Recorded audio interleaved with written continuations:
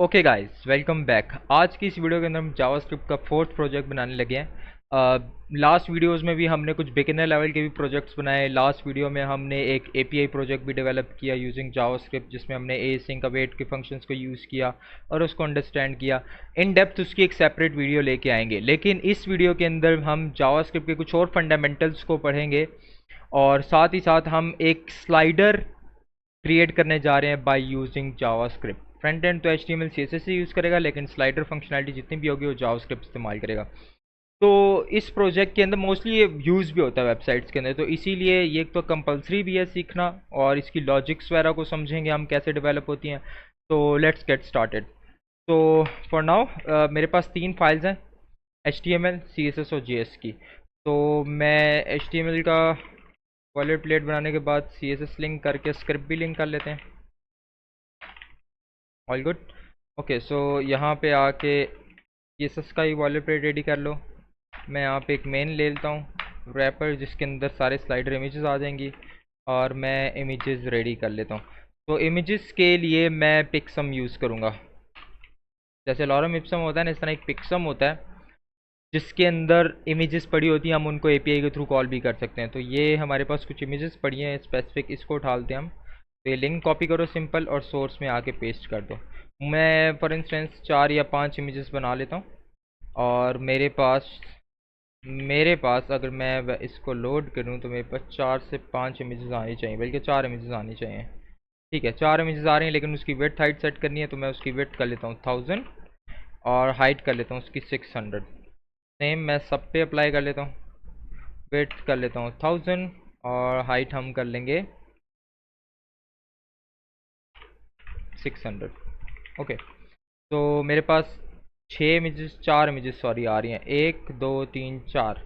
और इसको देख के मुझे मेरा दोस्त याद आ रहा है। मैं नाम नहीं लूँगा, लेकिन याद आ रहा है।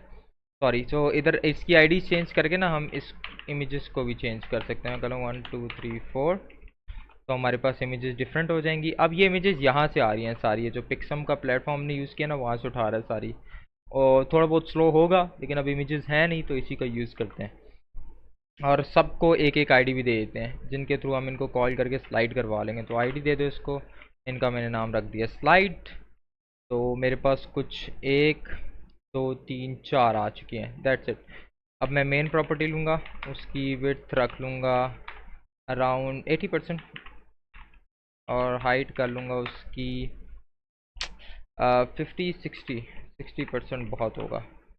तो अभी नज़र तो नहीं आएगा, क्योंकि इमेजेस को भी तो इसके अंदर फिट करना पड़ेगा। तो मैं कर लूँगा हैश मेन की जो इमेजेस हैं की विड्थ कर लो 100%, हाइट पकड़ लो 100%। तो वो अपने उसी विड्थ के अंदर आ जाएंगे जो मैंने मेन को दी हुई है, और मेन को जाके दे देंगे ऑब्जेक्ट फिट कवर। ठीक है, तो चारों इमेजेस मेरी आ चुकी हैं स्क्रीन के ऊपर। अब करना क्या है, इन सारी इमेजेस को एक जगह लेके आते हैं, मतलब स्टैक बना लेते हैं, इमेज के ऊपर इमेज के ऊपर, इस तरह हम लेके आते हैं इसको। तो उसके लिए क्या करना पड़ेगा, इसके पेरेंट को दे दो पोजीशन रिलेटिव, और इसको आके दे देंगे पोजीशन एब्सोल्यूट। अगर इनकी नहीं समझ पोजीशन प्रॉपर्टीज़ की, तो मैंने इस पर सेपरेट वीडियो बनाई हुई है, इन डेप्थ पोजीशंस क्या होती हैं, कैसे उसको सेट किया जाता है। तो तुम लोग उसको पढ़ लो एक बार, क्या रिलेटिव क्या होती है, एब्सोल्यूट क्या होता है। लेकिन मैं थ्योरेटिकली थोड़ा सा बताता हूँ। रिलेटिव क्या करता है, जब किसी भी डिव को या एलिमेंट को हम कोई पोजीशन दे देते हैं, तो वो अपने नियरेस्ट पेरेंट को ढूंढता है। नियरेस्ट पेरेंट जो स्टैटिक के अलावा हो, ठीक है। एक स्टैटिक पोजीशन भी होती है, डिस्प्ले स्टैटिक होता है, पोजीशन स्टैटिक होती है। उसके अलावा जो भी होगा उसको जाके अपने साथ अटैच कर लेगा, उसके अकॉर्डिंगली खुद को सेट कर लेगा। बस कहने का मकसद यही है। देखो, अब सारों ने किसके अकॉर्डिंगली खुद को सेट कर लिया है, इस मेन के अकॉर्डिंगली, दैट्स इट। तो मेन को भी जाके थोड़ा सेट कर लेते हैं, इसको बॉक्स शेडो दे देंगे 0 पिक्सल 0 पिक्सल 10 पिक्सल, और इसको कर लेते हैं ब्लैक। ओके, शेडो आ रहा है, इसको थोड़ा सेंटर में कर लेंगे। तो इसको मार्जिन टॉप की जगह मैं लेफ्ट टॉप से थोड़ा सा नीचे कर लेता हूँ। टॉप से इसको मैं 100 पिक्सल नीचे कर लूँगा, और इसको दे दूँगा मार्जिन ऑटो। मार्जिन ऑटो क्या करता है, जब भी आप अगर उसके पास जो भी एक्स्ट्रा स्पेस उस स्क्रीन पे जो पड़ी होती है ना, उसके अकॉर्डिंगली खुद को लेफ़्ट राइट या टॉप बॉटम पे इक्वली मार्जिन दे देता है।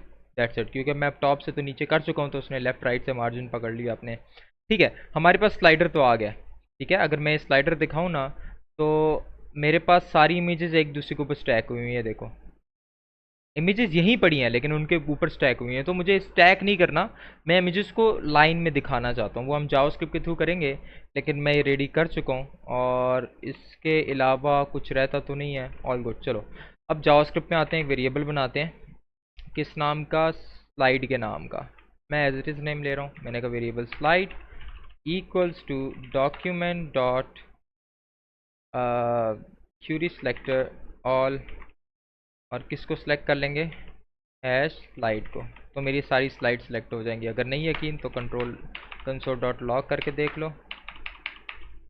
कंसोल डॉट लॉग कर लो स्लाइड को, तो मेरे पास 4 नोड्स आ जाने चाहिए। अगर मैं कंसोल में जाऊँ तो 4 नोड्स आ रहे हैं, चारों इमेजेस मेरी लाइन में आ चुकी हैं। ठीक है, अब चारों इमेजेस लाइन में तो आ गए हैं, लेकिन मुझे इमेजेस इस तरह चाहिए। इस तरह से मुराद, मैं चाहता हूँ कि इमेजेस मेरी एक तो सेंटर में ही रहेगी, एक इमेज मेरी सेंटर में ही रहेगी, बाकी इमेजेस, ये मेरी सेंटर इमेज है, बाकी इमेजेस साइड बाय साइड यूँ पड़ी होंगी। तो जब मैं क्लिक करूँगा, यहाँ बटन्स बना लेंगे या जो भी है एरोस बना लेंगे। जब मैं उस एरोस पे क्लिक करूँ तो वो इमेज मेरी ये वाली लेफ्ट पे हो जाए तो ये आ जाए, फिर ये लेफ्ट पे हो तो ये वाली इमेज आ जाए, फिर ये लेफ्ट हो तो ये वाली इमेज आ जाए।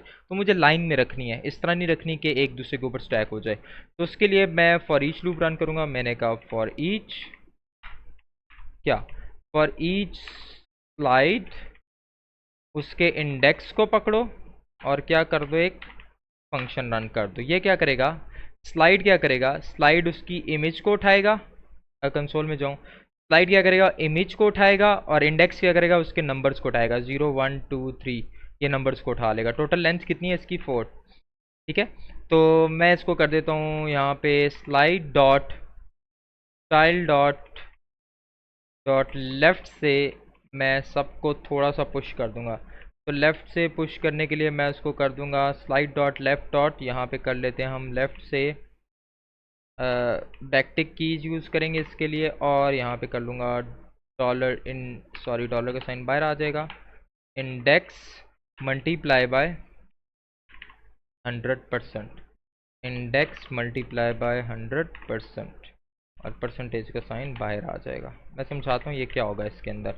इससे क्या होगा, सारी इमेजेस मेरी लाइन में आ जाएंगी जो मैं चाहता था। ये देखो, सारी इमेजेस मेरी किस तरह आ गई? लाइन में आ चुकी हैं अब, जो मैं चाहता था। अब कहने का मकसद क्या है, इस लाइन का मतलब क्या है? मैंने एक फॉर ईच लूप रन किया, किसके ऊपर? स्लाइड के ऊपर। ये क्या करेगा? स्लाइड का एक पैरामीटर है, ठीक है, हम 1 और मोर पैरामीटर्स भी उठा सकते हैं। तो स्लाइड और इंडेक्स के 2 पैरामीटर्स लिए। स्लाइड के अंदर क्या आ जाएगा? इमेज आ जाएगी। इंडेक्स के अंदर क्या आ जाएगा? उस इमेज का नंबर आ जाएगा, 1 2 3 4। फिर मैंने क्या किया? Slide dot style dot left, left से उसकी पोजीशन क्या कर दो? इंडेक्स, इंडेक्स 0 पे क्या पड़ा है? इंडेक्स सबसे पहले इंडेक्स क्या, अगर मैं दिखाऊं तुम लोग को, सबसे पहला इंडेक्स मेरे पास क्या है? 0। 0 मल्टीप्लाई बाय 100, 0, तो वो अपनी ओरिजिनल पोजीशन पे है, ये वाली पोजीशन ओरिजिनल पोजीशन पे है। फिर अगली इमेज पे गया फॉर ईच लूप, अगले स्लाइड की इमेज पे गया, उसका इंडेक्स क्या है? 1। तो फिर 1 मल्टीप्लाई बाय 100 क्या हो जाएगा? 100% क्या हो जाएगी? अगली इमेज लेफ्ट पे आ जाएगी। फिर क्या होगा? थर्ड इंडेक्स पे जाएगा, थर्ड इंडेक्स सेकंड इंडेक्स पे आएगा, सेकंड इंडेक्स 2 मल्टीप्लाई बाय 100, तो किस पोजीशन पे चला जाएगा? 200% पे चला जाएगा। इसी तरह फिर थर्ड वाली किस पे चली जाएगी? 300% पे। तो इस तरह हमने सारी स्लाइडर्स को लेफ़्ट टू राइट कर दिया, लेकिन हमारे पास फिर स्क्रोलर भी आ रहा है और सारी मुझे शो कर रहा है। तो क्या करो, इसके पेरेंट को जाके दे दो ओवरफ्लो हिडन। ओवरफ्लो हिडन क्या करता है? जिस डिप को ओवरफ्लो हिडन दोगे तो उस डिप से अगर बाहर कोई चीज़ जा रही है तो वो खुद ही हाइड हो जाएगी। ठीक है, अब फॉर इंस्टेंस मेरा कोई टेक्स्ट बाहर जा रहा होता है, मैं ओवरफ्लो हिडन देता तो जो भी उस डिप से बाहर जाएगा, जैसे मेरी इमेजेस बाहर जा रही थी, वो सब हाइड हो चुकी हैं, पड़ी हैं अपनी जगह पे बट हाइड हो गई हैं। ठीक है, तो मेरी इमेजेस तो आ चुकी हैं। ठीक है, मैं लेफ़्ट राइट कर के इमेजेस को तो ले आया हूँ। अब मैं क्या चाहता हूँ? अब मैं चाहता हूँ इन इमेजेस को आगे पीछे मूव करूँ, तो उसके लिए मुझे क्या करना पड़ेगा? उसके लिए मुझे एक फंक्शन लेना पड़ेगा। कॉन्स्ट फंक्शन का नाम रख लेते हैं स्लाइड इमेज, और उसके अंदर क्या कर लेंगे? एरो फंक्शंस यूज़ करूँगा मैं, और उसके अंदर मैं क्या करूँगा? मैं फिर से फॉर ईच लूँगा। मैंने कहा स्लाइड डॉट फॉर ईच, क्योंकि अब मुझे मूव कराना है ना उनको। पहले जो मैंने फॉर ईच फंक्शन यूज़ किया था वो सिर्फ इमेजेस को साइड बाय साइड रखने के लिए किया था। अब मैं इमेजेस को क्लिक पे मूव कराना चाह रहा हूँ। तो इससे पहले तो मैं दो बटन्स बना लेता हूँ तो ज़्यादा बेहतर है। तो मैंने यहाँ ले लिया एक बिट BTN का और मैं दो बटन्स ले लेता हूँ। ठीक है, मल्टीप्लाई बाय 2, दो बटन्स आ चुके हैं। और यहाँ पे आके मैं इस बटन का नाम रख लेते हैं प्रीवियस, की कैपिटल कर लेंगे और इसको कर लेंगे नेक्स्ट स्लाइड। दो बटन्स हो चुके हैं। ठीक है, ये देखो दो बटन्स आ रहे हैं। तो इसको भी थोड़ा सेट कर लेते हैं। तो एक काम करते हैं, इसको भी थोड़ा नीचे ला के सेट ही कर लेते हैं पहले। हैश BTN, इसको सबसे पहले तो BTN को बैकग्राउंड कलर दो ना ज़रा, ताकि समझ आए है कहाँ। यहाँ पे पड़ा है, इसको टॉप से थोड़ा सा नीचे करना है। तो इसको दे दो मार्जिन टॉप दे देते हैं, बल्कि पोजीशन नहीं करेंगे। मार्जिन टॉप कर लो इसको 140 पिक्सल।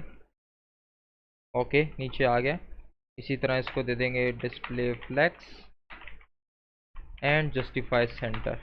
तो सेंटर में आ जाने चाहिए दो बटन्स। ओके, अब मैं इसको हटा देता हूँ। ठीक हो गया, बेस्ट हो गया। और इनके अंदर गैप ले आएंगे थोड़ा सा 20 पिक्सल का।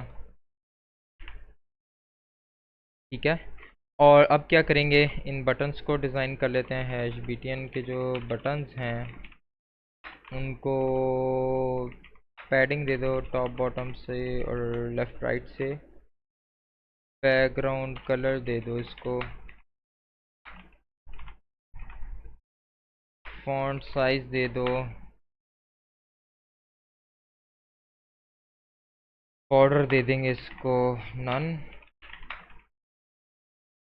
ठीक है, कलर दे देंगे वाइट और कर्सर दे देंगे पॉइंटर। और लास्ट एक चीज़ दे देंगे, बॉर्डर रेडियस भी दे ही देते हैं 20 पिक्सल, थोड़े राउंड हो जाएं। All good. ठीक है, दो बटन्स मेरे पास आ गए, प्रीवियस और नेक्स्ट का बटन। जब मैं प्रीवियस बटन पे क्लिक करूँ तो प्रीवियस की जगह जाए, और नेक्स्ट पे क्लिक करूँ तो नेक्स्ट की तरफ जाए। तो इनको मैं ऑन क्लिक भी दे देता हूँ। ऑन क्लिक क्या करे, कौन सा फंक्शन रन कर दे, ऑन क्लिक पे गो नेक्स्ट गो प्रीवियस का फंक्शन रन कर दे। ठीक है, बनाएंगे ये भी हम जावास्क्रिप्ट में जाके फंक्शंस बनाएंगे। मैं जस्ट ये कह रहा हूँ कि जब मैं प्रीवियस पे क्लिक करूँ तो कौन सा फंक्शन रन कर जाए, गो प्रीवियस वाला। जो भी हमने नहीं बनाया हम जावास्क्रिप्ट में जाके बनाएंगे। मैं पहले से ही देता हूँ। और ऑन क्लिक पर गो नेक्स्ट पे चला जाए। That's it. अब जावास्क्रिप्ट में आएंगे, सबसे पहले तो इमेजेस को मूव करवा लेते हैं। मैंने कहा फॉर ईच, क्या फॉर ईच स्लाइड, एक काम कर तू मुझे फंक्शन रन कर, और फंक्शन रन करके कर दे slide dot style dot transform equals to translate X. X axis पे उसको मूव करा दूंगा मैं ट्रांसलेट एक्स।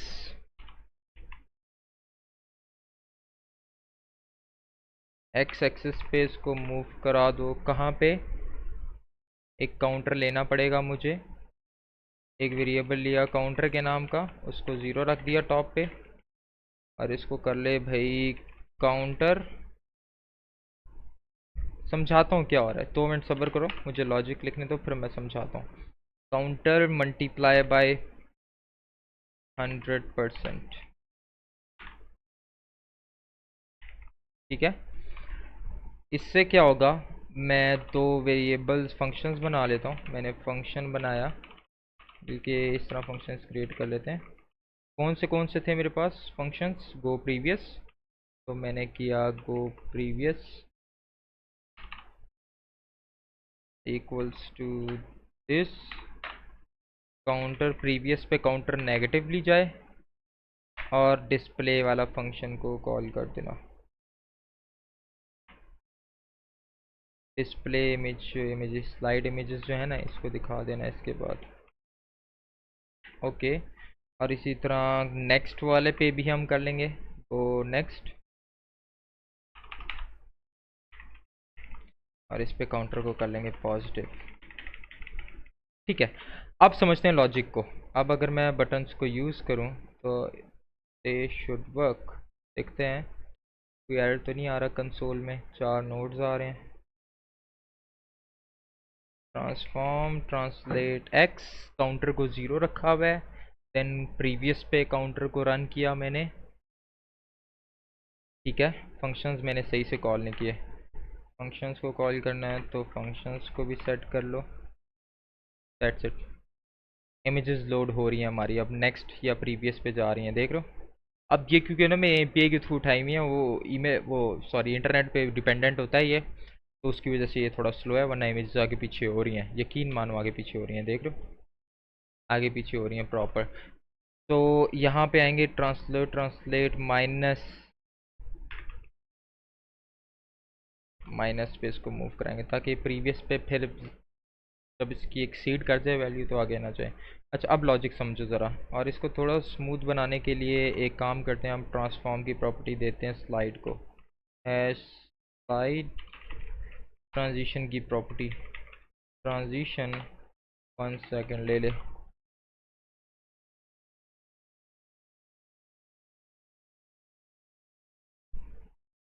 अब प्रॉपर हो गए, देख रहे हो। अब लॉजिक समझो, लॉजिक क्या लगी हुई है जावास्क्रिप्ट के अंदर।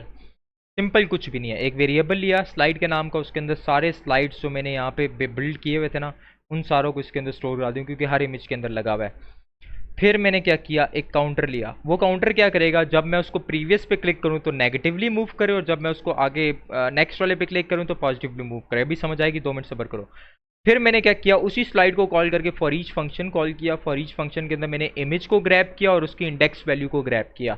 फिर मैंने कहा उस इमेज को स्टाइल दे दो, क्या, लेफ्ट पे मूव करा दो। लेफ्ट पे कितना मूव कराओ, इंडेक्स क्या है, पहले वाले का इंडेक्स क्या होगा, 0, तो वो कितना मूव कर जाएगा, 0 इंटू 100 क्या होता है, 0, तो वो अपनी जगह पे ही रहेगा। फिर उसकी एक वैल्यू, क्योंकि फॉर ईच हर चीज़ पे रन करता है जब तक वो सारी वैल्यूज मीट ना कर जाए। फिर उसकी इंडेक्स वैल्यू क्या हो जाएगी, 1।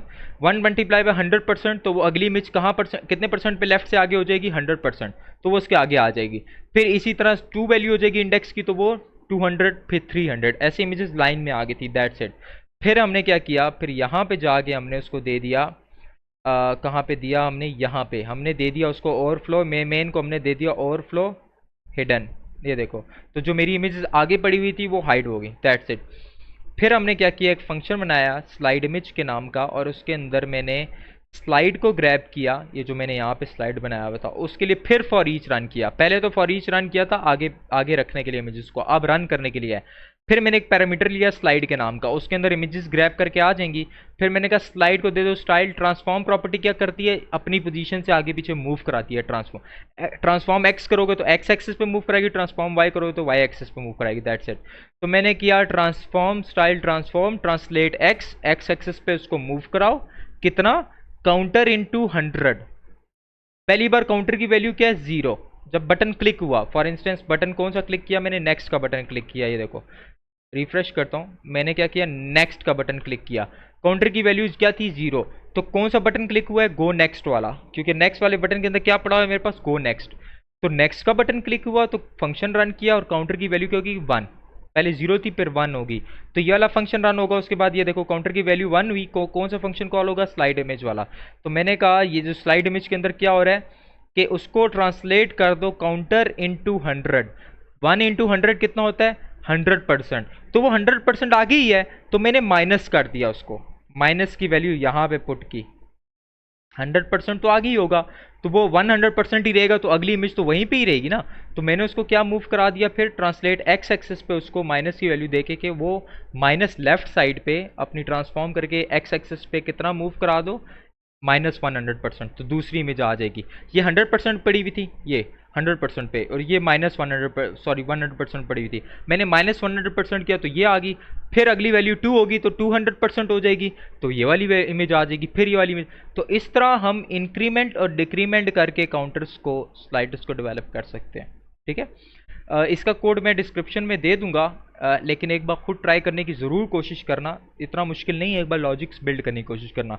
फिर भी नहीं समझ आई, कोड करो, एक बार करोगे, 2 बार करोगे, 3 बार करोगे, 4 बार करोगे, 5वीं बार समझ आ जाएगी हम ये लाइंस क्यों लिख रहे हैं। कोड ज़रूर करो। ठीक है। अगर कोई क्यूरी हुई ज़रूर कमेंट में मेंशन करो, मैं ज़रूर उसका आंसर करूँगा, ठीक है।